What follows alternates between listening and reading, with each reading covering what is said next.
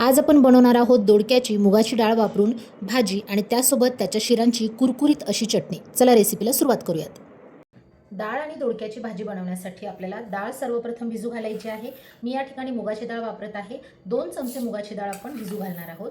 तर बघा 2 मोठे चमचे मुगाची डाळ मी या ठिकाणी घेतलेली आहे आणि आपला 250 ग्राम दोडका आहे।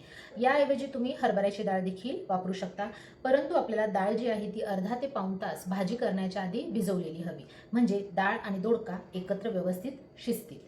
आता डाळ मी इथे भिजू घातली आहे, तोपर्यंत आपण काय करणार आहोत, भाजीसाठी लागणारा जो ठेचा आहे तो बनवून घेणार आहोत। 7 ते 8 या ठिकाणी मी मिरच्या घेतलेल्या आहेत। बघा तुम्ही मिरच्या आवडीप्रमाणे कमी जास्त करू शकता। या ज्या आहेत त्या तिखट मिरच्या आहेत। मिरच्या या ठिकाणी मी त्यामुळे कमी घेतलेल्या आहेत। यानंतर यामध्ये आपण 8 ते 10 लसूण पाकळ्या घेणार आहोत आणि थोडीशी कोथिंबीर घ्यायची आहे। थोडंसं मीठ घालून आपण हे जे आहे चांगलं कुटून घ्यायचं आहे। एकदम बारीक असा आपल्याला हा ठेचा तयार करायचा आहे। तर हे बघा हिरव्या मिरच्यांचा ठेचा या ठिकाणी आपला तयार झालेला आहे।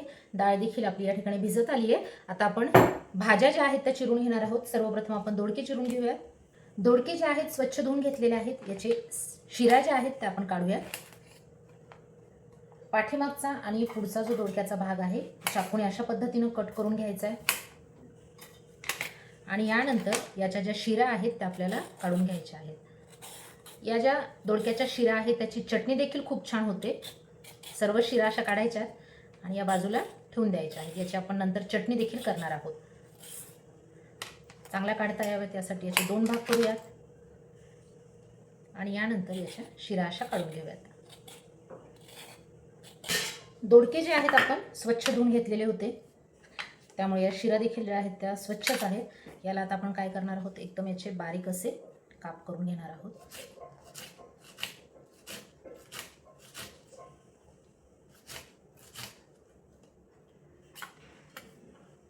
तर बघा ह्या ज्या आहेत भाज्यांचे काप करताना शक्यतो ते कधी पण एकसारखेच करायचे, म्हणजे भाजी एकसारखी शिजते।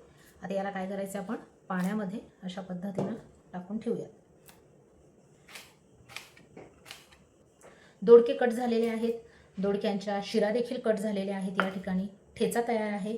डाळ आपली जवळजवळ आता 20 ते 25 मिनिटं झालेली आहे, भिजत आलेली आहे। आता आपण फोडणीची तयारी करूयात।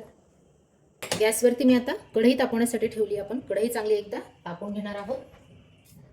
यामध्ये आपण घालणार आहोत 1 पळी तेल आणि ही अर्धी पळी, 1.5 पळी तेल मी घेतलेलं आहे। तेल तापलेलं आहे। यात आता आपण या ज्या शिरा आहेत दोडक्याच्या त्या तळून घेणार आहोत।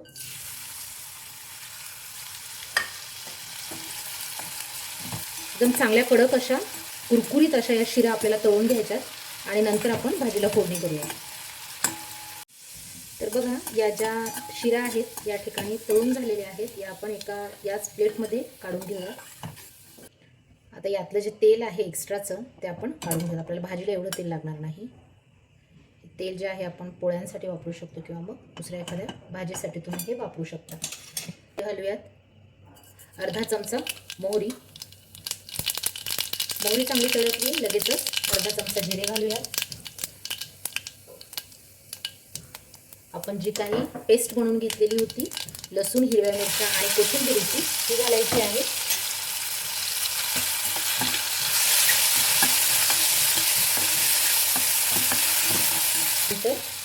बारीक चिरून घेतलेला कांदा घालायचा। आता आपण मीठ घालत नाही आहोत, कारण की आपण ठेच्यामध्ये आपण ठेचा बनवताना मीठ घातलेलं होतं, त्यामुळे मिठाची आवश्यकता नाही आहे।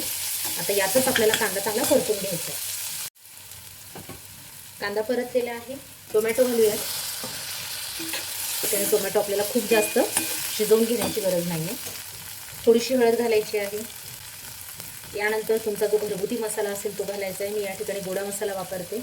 तर बघा 7 ते 8 हिरव्या मिरच्या होत्या, त्या प्रमाणामध्ये मी गोडा मसाला घालते। तर अर्धा टीस्पून गोडा मसाला घालते। तुमच्या तिखटाची आवड जशी आहे त्या पद्धतीनं मसाल्यांचा वापर करायचा आहे।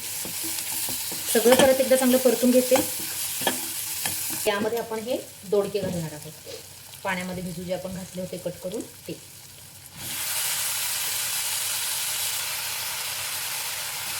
दोडके चांगले मिक्स करून घ्यायचे। आता तुम्ही बघू शकता आपण डाळ जी भिजू घातलेली होती ती बऱ्यापैकी या ठिकाणी भिजलेली आहे। बघा बोटाने दाबली की लगेच आपली ही डाळ देखील तुटते।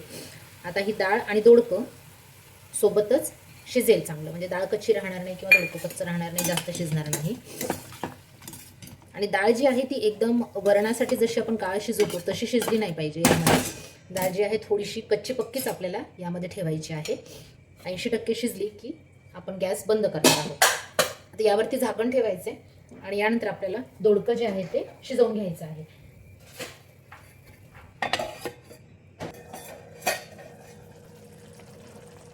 तर हे बघा, झाकण उघडून बघितल्यानंतर तुम्ही पाहू शकता की ते भाजीला चांगलं पाणी सुटलेलं आहे.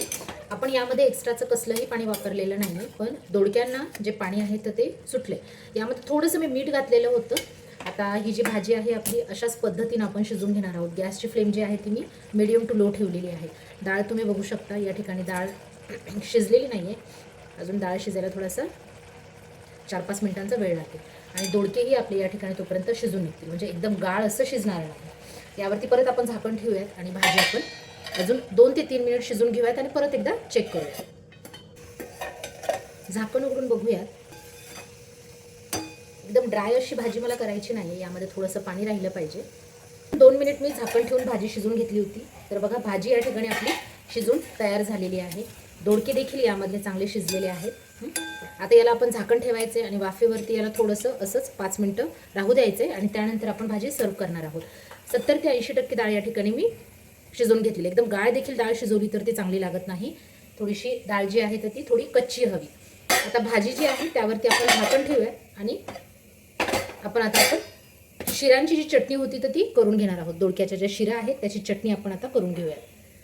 गॅसवरती मी एकदम छोटी अशी कढई ठेवलेली आहे. आपण दोडक्याच्या ज्या शिरा होत्या भाजीला फोडणी देण्याच्या पूर्वी तळून घेतल्या होत्या. तुम्ही बघू शकता या एकदम कुरकुरीत अशा झालेल्या आहेत.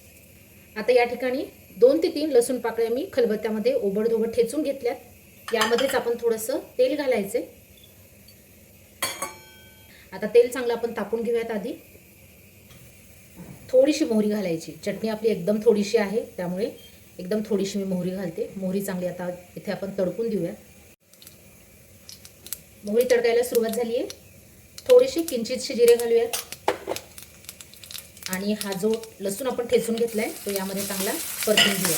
लालसर रंगावरती लसूण आपल्याला परतून घ्यायचा. थोडा देखील आपल्याला त्यामध्ये कच्चेपणा राहिला नाही पाहिजे.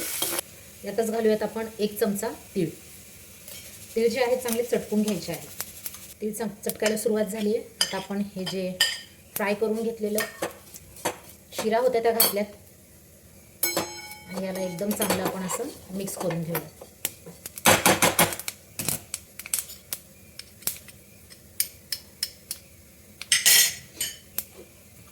यामध्ये घालायचे तिखट. तिखट तुम्ही आवडीप्रमाणे कमी जास्त करू शकता.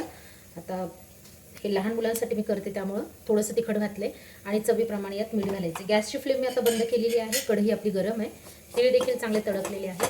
आता याला कढईमध्ये असंच राहू द्यायचं आहे आणि ही जी आहे खाताने सर्व करायची आहे, तोपर्यंत अजून जास्त ही क्रिस्पी बनेल. तर अशा पद्धतीनं आपण दोडक्यांच्या शिरांची चटणी जी आहे ती करू शकतो. खायला खूप छान लागते ही. तुम्ही नक्की एकदा ही चटणी ट्राय करा. दोडक्याची भाजी तयार झाली आहे. सर्व करूया.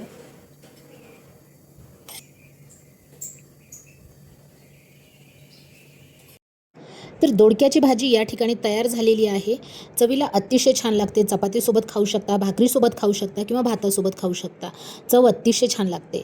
रेसिपी नक्की एकदा ट्राय करा. आणि त्यासोबतच या ठिकाणी मी ही जी चटणी केलेली आहे ती देखील एकदम कुरकुरीत अशी भाकरीसोबत, चपातीसोबत किंवा तोंडी लावण्यासाठी छान लागते. रेसिपी आवडली असेल तर व्हिडिओला लाईक करा, शेअर करा आणि चॅनलला सबस्क्राईब करा. पुन्हा भेटूयात वेगळ्या रेसिपीसोबत. तोपर्यंत बाय बाय. Take care.